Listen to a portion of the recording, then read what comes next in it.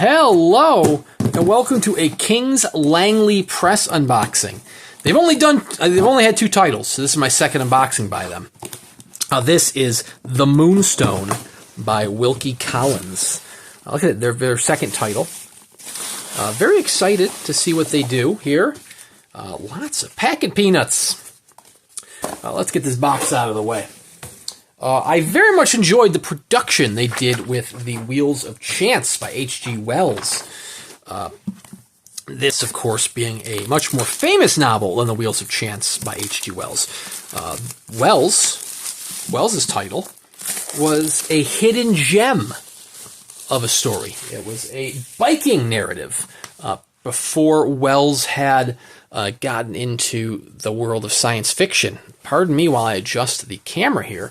The book is bigger than I thought it was, which is not a problem at all.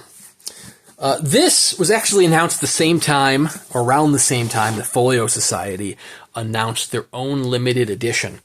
So, unfortunately, the news of this edition may have been overshadowed a bit by the Folio Society limited edition title. I don't have that limited edition title, so I can't compare them.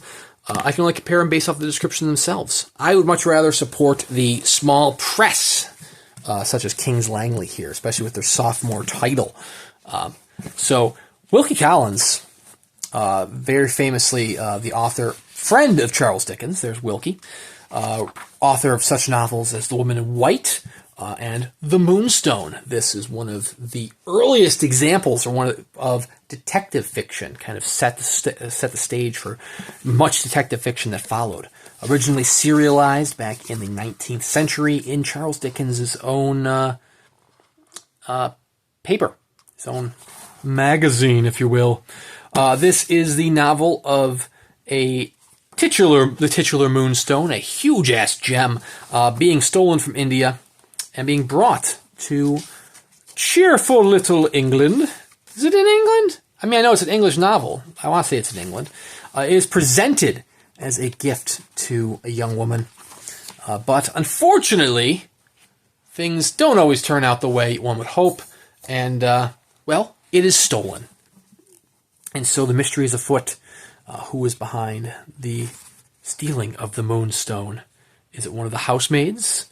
Is it the Indians who the wandering Indians who come on in to perform in the area? This is illustrated. It has 20 full-color illustrations by Oleg. Oleg Pakhomov.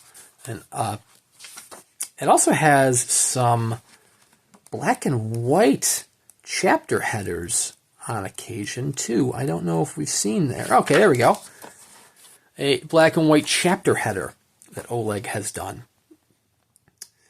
So this is a sewn binding, cloth bound. I remember it being like the size of a fist. Is that the size of it? I thought it was like a big-ass stone. I read this back in my college days, many moons ago. Remember the detective really loves his flowers. He's a big horticulturist. But anyways, this is nice cream-colored paper, nice sturdy paper. As I said, this does have 20 illustrations, full-color illustrations, not counting the black and white chapter headers, not counting the end papers, not counting the frontispiece of Wilkie Collins. I know, comparatively to the Folio Society edition, that is well over twice as many. Folio Society has 10 full-color interior illustrations. Now, 2 of them are full-page spreads, like they are fold-outs or they're double-page spreads. So, I mean, you are getting larger ones in those instances. As far as binding-wise goes, the limited edition from Folio is definitely going to be the superior binding. I know they'll probably eventually do a standard edition, which will be much more comparable to this particular edition. The limited edition that Folio did is quarter-bound in leather, which is reflected in the price. I mean, you're not going to get leather in a price for like this title, for this price that Kings Langley has done. But let me tell you, I'm liking what I'm seeing here. I mean, this is sturdy. I like the sewn binding. You can lay this book flat. Look at that. I mean, the pages, unfortunately, they're still crisp. But you could lay this flat, which is a good question that many people might have when wanting to read a larger novel, such as this. Not that this is necessarily a large novel. It looks like this edition is just under 500 pages. I could have sworn, mine, when I read, was a paperback, which had a smaller trim size, which explains why it was much larger in my mind. Anyways, I'm liking this. This one does not have an introduction or an afterword. I know the Folio Society edition does have an introduction by a Wilkie Collins specialist, an expert. I'm not really sure. I don't know who did the introduction for that one. I know the artwork is by Juan Gabriel Ramirez. I believe he did the artwork for the Folio Society edition. Which, then it really comes down to if you wait until there's a standard edition from Folio Society, which will probably happen. It's most, if not all, of their limited editions do get standard editions down the road. Then it would really just become a comparison of price and artistic preference. You might you might prefer the artwork in the Folio Society edition. The binding might be nicer. The boards might be nicer. I think this is very well done. Especially being a larger title like this. I still have to read The Wheels of Chance. The epilogue, The Finding of the Diamond. Here is All the Year Round. That was the magazine which was published between January and August of 1868. And there we go. Yeah, some people criticize like Patreon subscription models, and then they're like, well, I don't want to be paying for like monthly stories, or I don't want like a novel to serialize. And you forget, like Charles Dickens like had that thing down pat 160 years ago. Like he would give you snippets, he'd give you your chapters. You want to know what happens to Oliver Twist? Come back next month. Come back next week. So, anyways. It was released. There we go. This edition follows revised text of 1871. Is typeset in Garamond Premiere Pro 12-point with 2-point lead.